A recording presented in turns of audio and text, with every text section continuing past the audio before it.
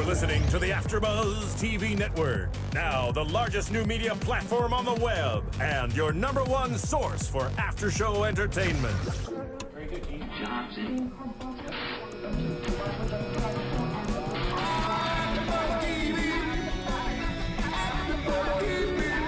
From the AFTERBUZZ Studios in Los Angeles, California, presented by Maria Menounos and Bing.com, and streaming live thanks to Akamai Technologies, this is AFTERBUZZ TV's Rookie Blue After Show.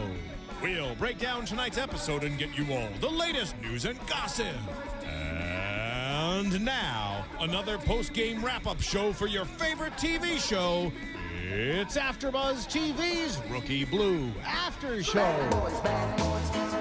Good choice, Steven. Good job. This is way better than last week. Thanks for doing it. We are here doing another AFTERBUZZ TV After Show for Rookie Blue, Season 4, Episode 7, Friday the 13th. Ooh. I'm Tiona Hobson, and joining me, I have two lovely co-hosts. I'm Kim Dahlgren. Hi, everyone. I'm Marisa Serafini. We are missing one. Don't worry, Anik will be back with us next week. She's just a little under the weather this week, so feel better, girl. We love you. You missed a good episode. Speaking of the episode, a lot of freaky things are happening. But we're going to talk about all the freakiness later on. That sounds dirty. First, we're going to talk about Sam's blast from the past. So one of Sam's old cases ends up coming up in this episode. You know, Marlo and Peck are out patrolling, and some kids stumbled across a skeleton in the middle of the woods in a ravine. And it turns out that it was a case that he worked 10 years ago when he was a rookie. And it was him and his TO, and the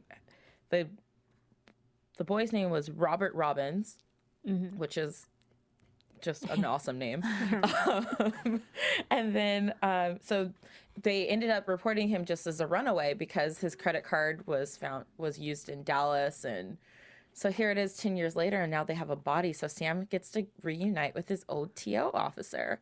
I thought it was really nice that we got to kind of get a glimpse into Sam as a rookie.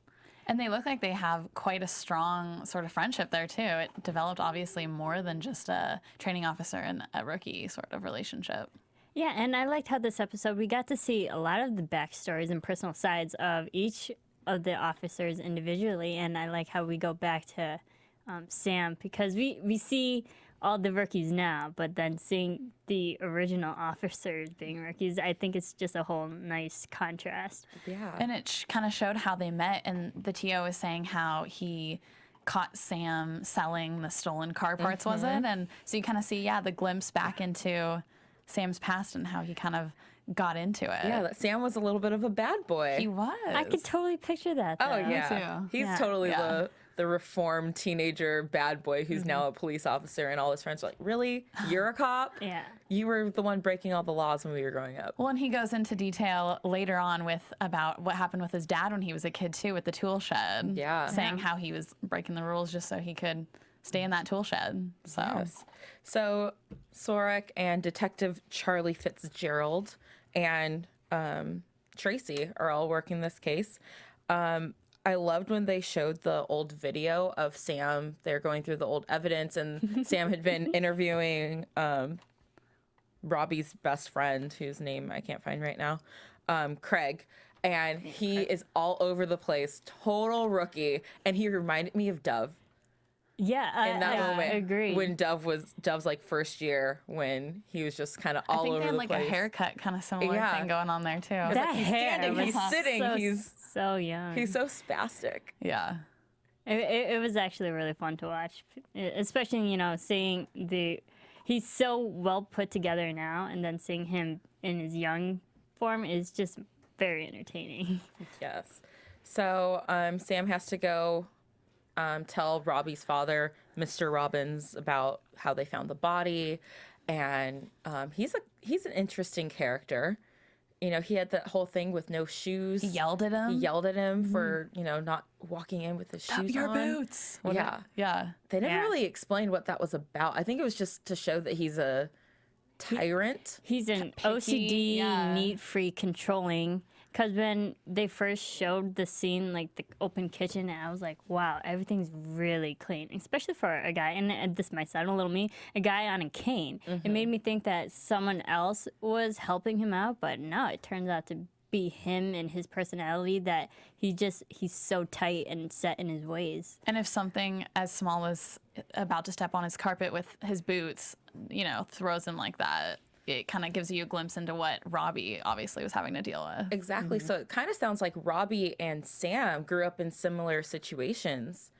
Sam was talking about how his dad was, always on him, and Sam would act out just to get away from him. And then you have Charlie, whose dad was known for beating him and breaking bones Right. in No, him there's throughout definitely his a parallel childhood. there. So there's kind of a parallel there. I just thought of that. Yeah.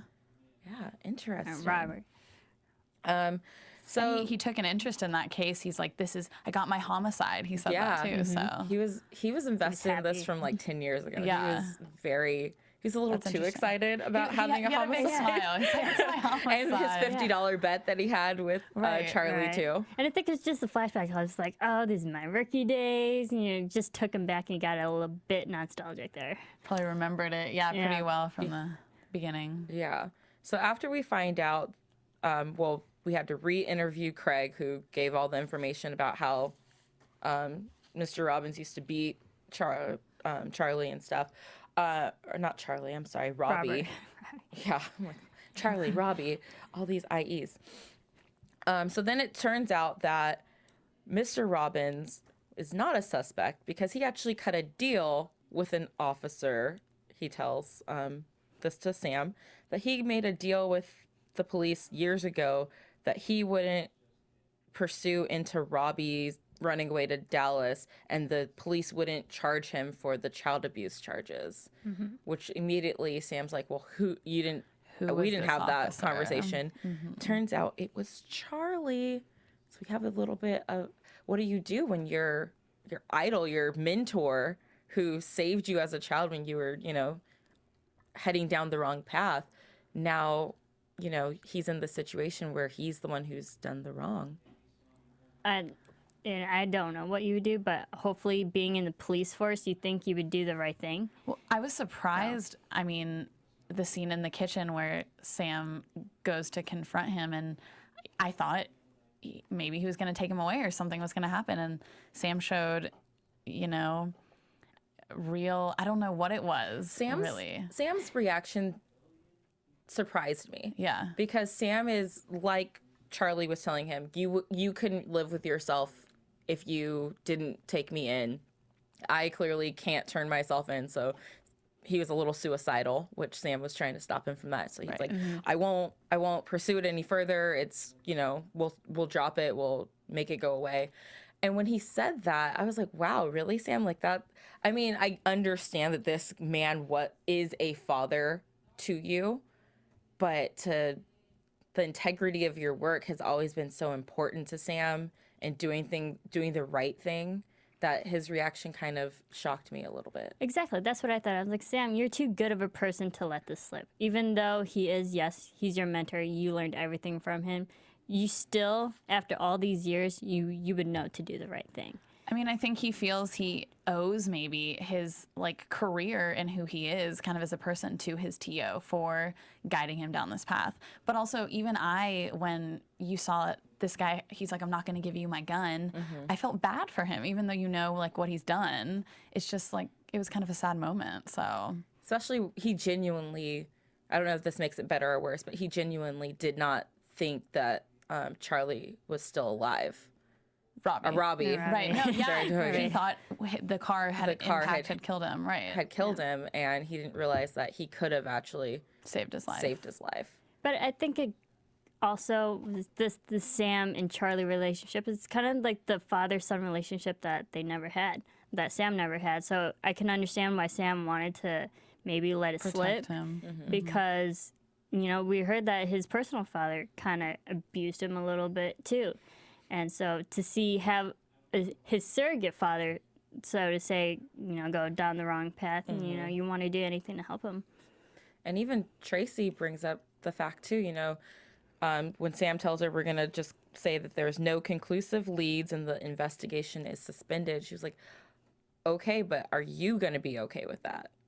Because at the end of the day, Sam's the one who's going to have to deal with it. And I think that would have eaten him alive. He would have, I mean, it would have been maybe interesting to see the downward spiral that I think it would have sent Sam on, but I don't want to see Sam on a downward spiral. No, we don't need that. Well, I was surprised. I mean, I feel like he also put a burden on Tracy, too, in that situation. But I was also surprised that Charlie ended up turning himself in the end anyway. So. I kind of knew Charlie was going to turn You thought you were himself going in. to? Yeah. But I was actually surprised with Tracy's reaction. I thought she was like, really? We're going to let this happen? Yeah. And she was okay with it if Sam was going to be okay with it. I feel like there's that police officer alliance. We have each other's Yeah, backs. we have each other's backs. And that's something that they spoke to in this episode as well, is, you know, having each other's back. And you never really know a man, even if you think you do. You never really know someone. Kitten, you never really know a man. Yeah, exactly. Yeah. Exactly. And it goes to show that all these officers at this division, they're really family. They're not just partners, they're family. Yeah. And you'll do anything to protect your family. Exactly. Yeah. Family Well first. said. And speaking of family, we consider you guys family. So please go onto iTunes and rate our show. Give us 5 stars. Leave us a comment. Tell us what you like, what you don't like. Give us some feedback. And, you know, we do our best to respond to everyone every week. So please, please make sure you spread the love. And also, since you're already online, make sure you download Serial Buddies. It's a hilarious movie that's produced by Kevin Undergaro and Maria Menounos. And it's Dexter meets Dumb and Dumber, and it's funny. It's so great. Just take the time to go ahead and download that onto your iPad, iPhone, computer, laptop, desktop, whatever you have. Download it, watch it when you're traveling, when you're at work. Who needs to work anyways? Just When you're sitting play in it. traffic on your When way you're to work. sitting in- yeah, There you you can go. listen to it in traffic on your way to work. It's so convenient. So make sure you download Adventures of Serial Buddies. Yes. Yes. And now let's get into some of the spooky, weird crap that was happening on this Friday the 13th episode. I kind of wish that today had been Friday the 13th. I know. It would I have was been like thinking in my really head, like, fitting. what's tomorrow?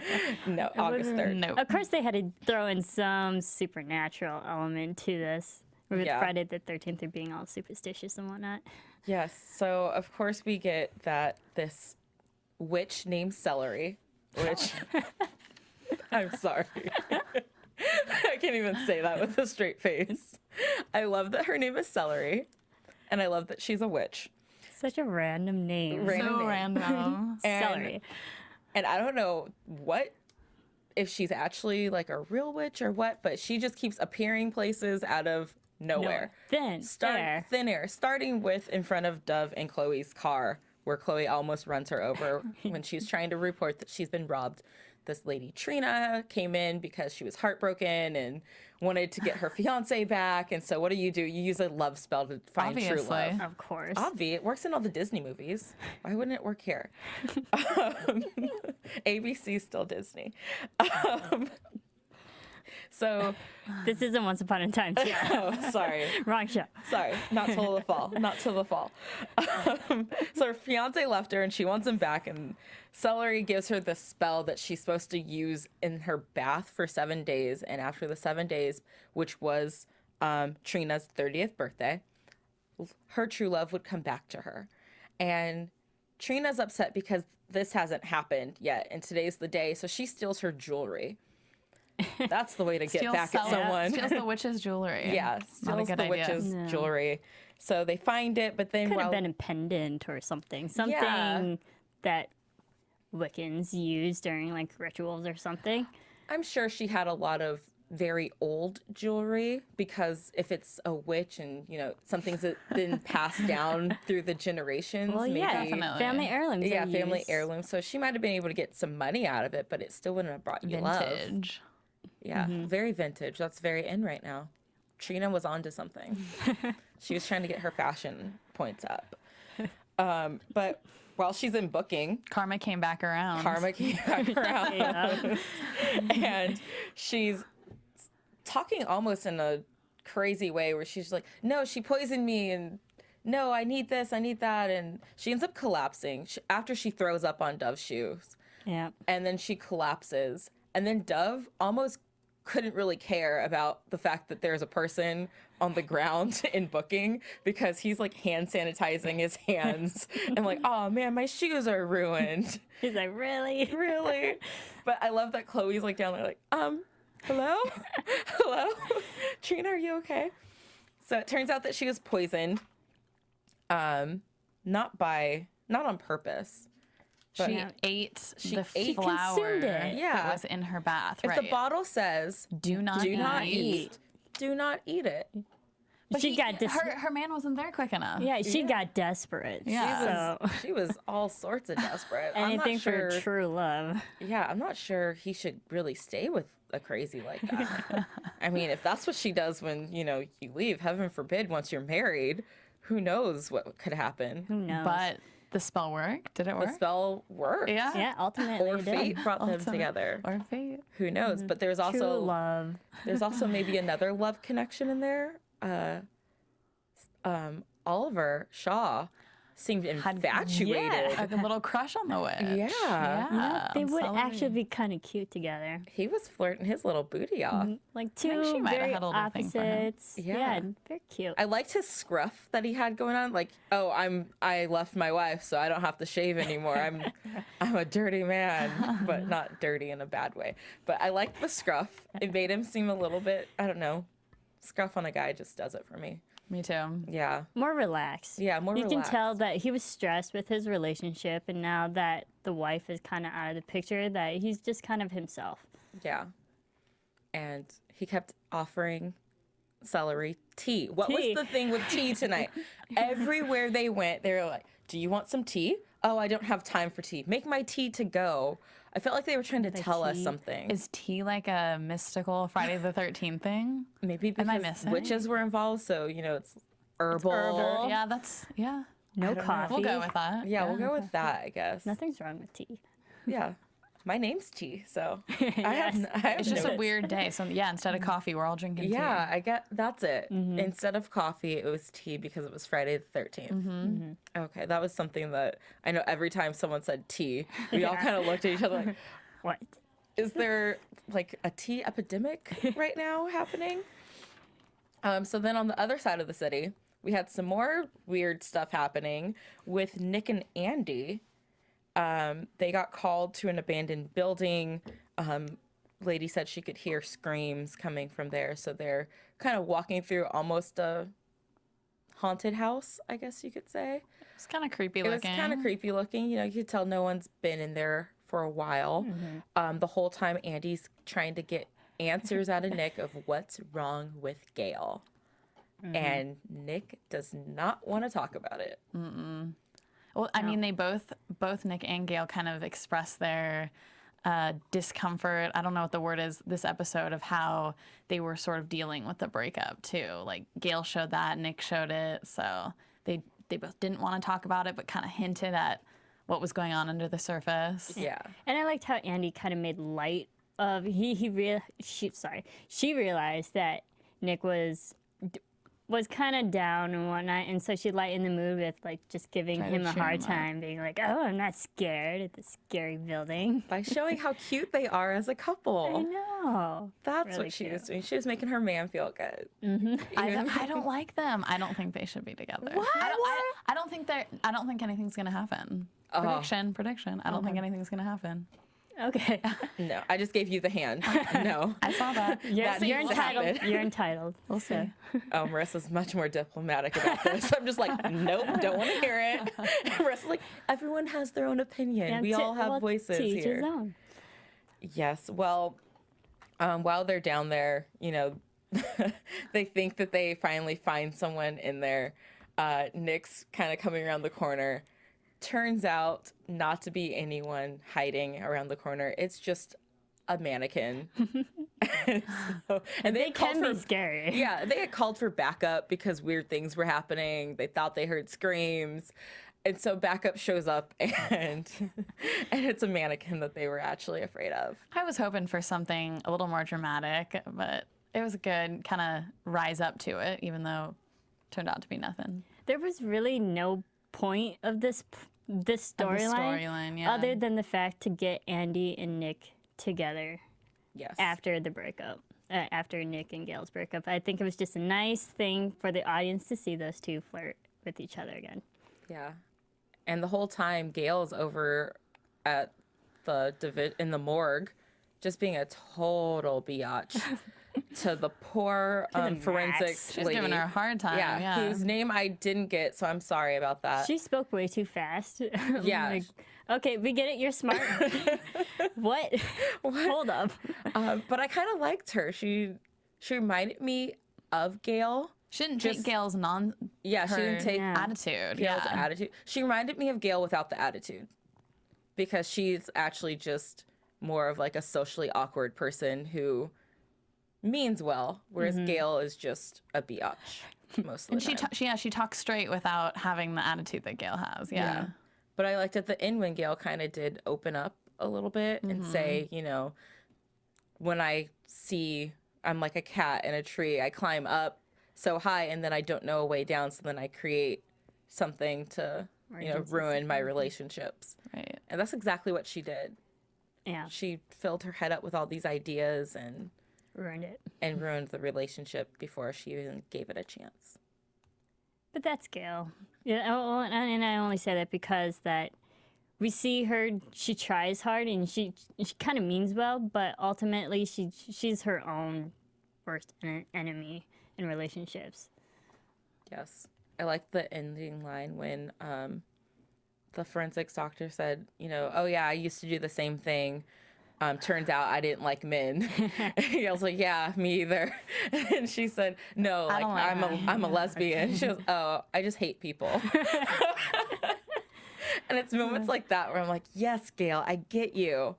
And then there's other times when, I mean, the whole day you didn't have to sit in the morgue in her area being a complete biatch for no reason. But sometimes it's good to just kind of vent out to someone you don't know.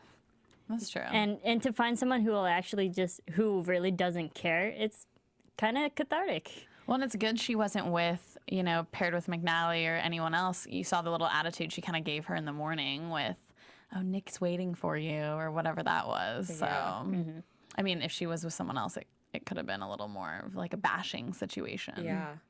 I kind of hope that Gail and this doctor lady start a friendship. I could see them. She needs a friend, because even though she's a part of the original Rookies crew, she's always kind of kept herself on the outskirts and not letting herself get really tight with that group. So she doesn't have a really close friend. And I think that she might have just started a budding new friendship. Yeah, that'd be nice to see. Yeah. Because I think maybe they won't pair up in a relationship, but it'd be nice to see just another fresh friendship that's starting in this season. Maybe Gail would be a lesbian and they can date. No. No.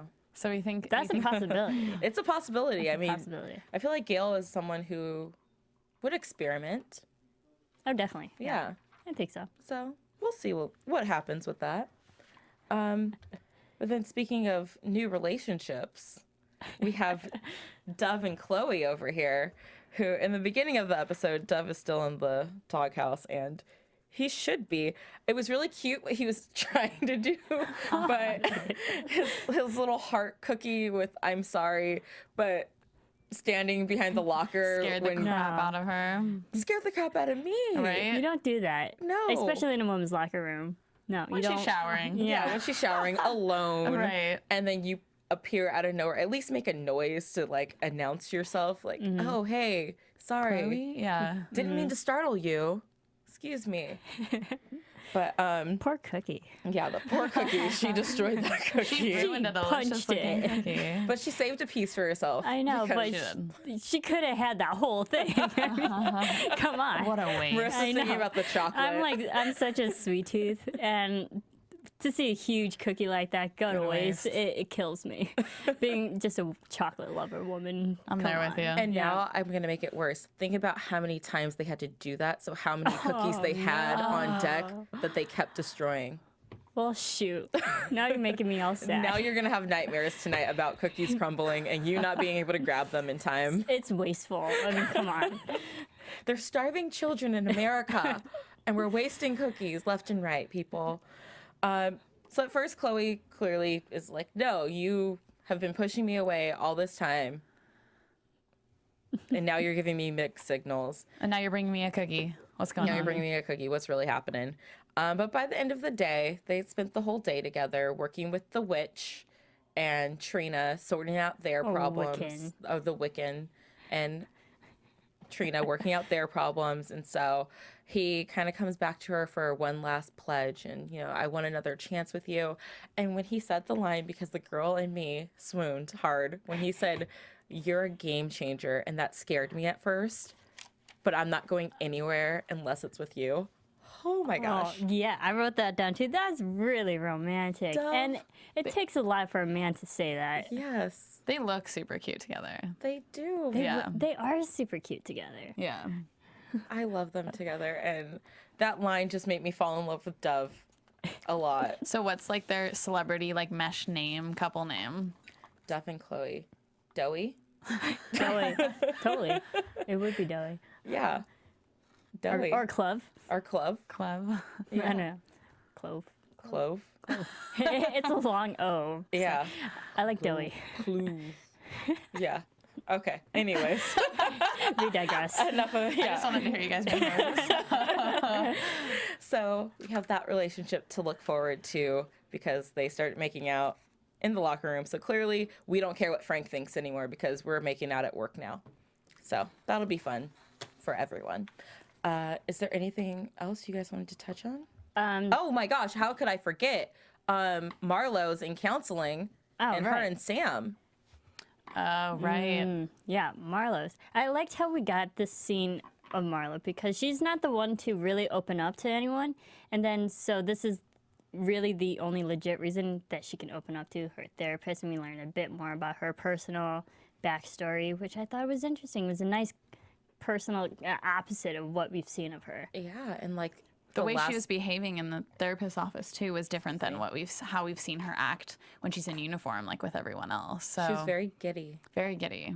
which Yeah, she was laughing Yeah, she in, was in the laughing. therapist's office, and then when she's at the division, she's completely serious. Stoic. Poker face. and even she said that to her therapist.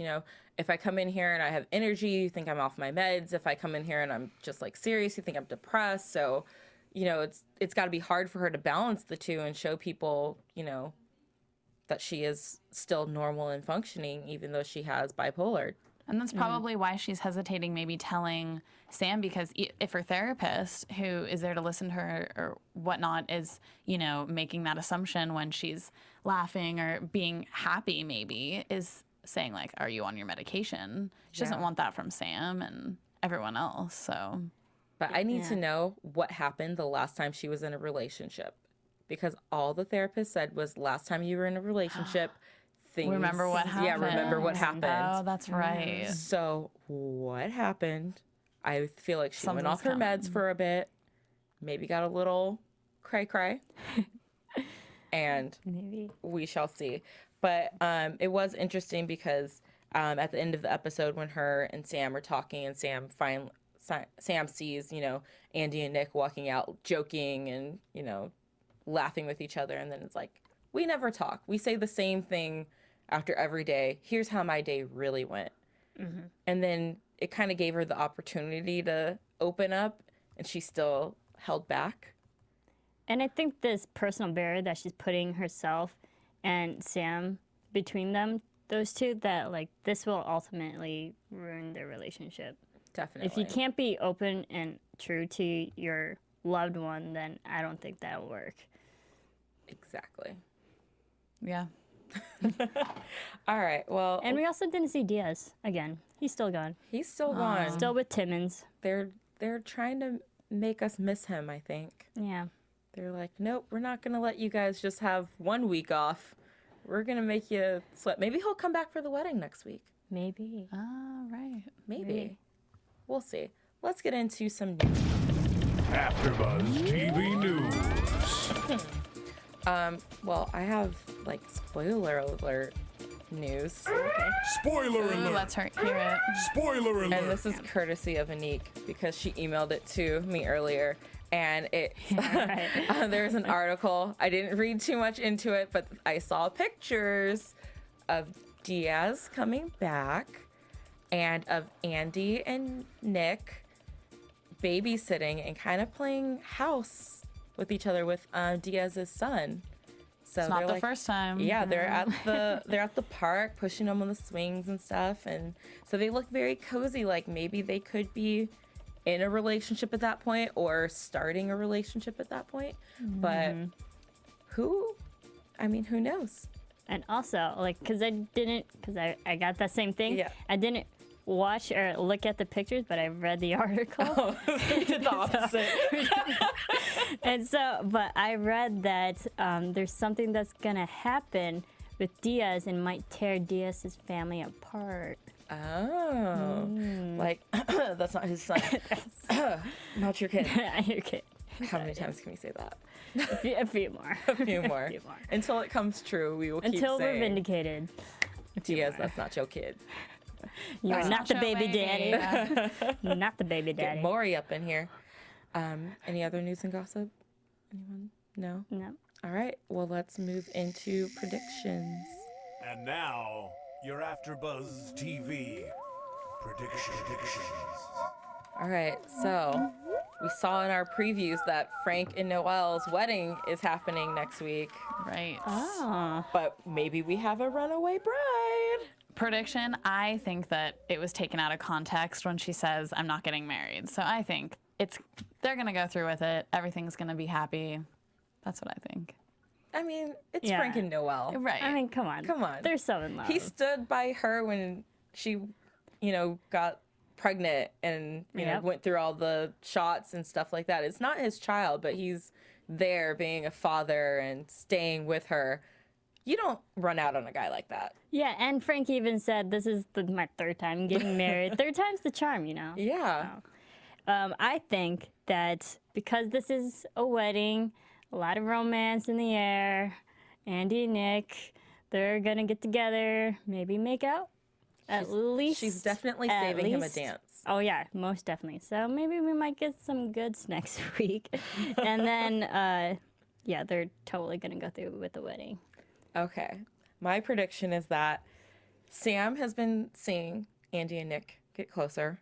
He is going to get jealous, maybe end up ruining his relationship with Marlo.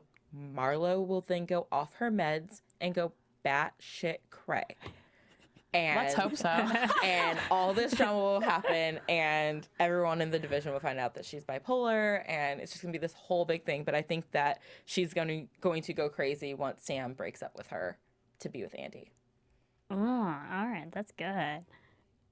That is really I'd good. like to see just Marlo kind of go off the deep end. Yeah. Just a little bit. Just a little bit. Just so we could get a taste of it. I just need a little peek at what she can be capable of. Yeah. So just a little nosedive down. Just a little one. Let us know what you guys think. Bring us your predictions. Where can they find you guys on social media? At Kim Dahlgren on Twitter.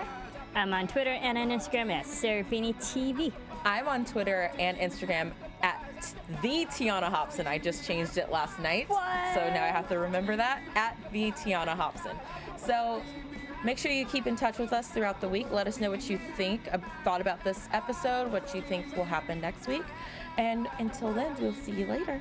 From Bing.com, executive producers Maria Menounos, Kevin Undergaro, Phil Svitek, and the entire AfterBuzz TV staff, we would like to thank you for listening to the AfterBuzz TV network. To watch or listen to other after shows and post comments or questions, be sure to visit AfterBuzzTV.com. I'm Sir Richard Wentworth, and this has been a presentation of AfterBuzz TV. Buzz you later. The views expressed herein are those of the hosts only and do not necessarily reflect the views of AfterBuzz TV or its owners or principals.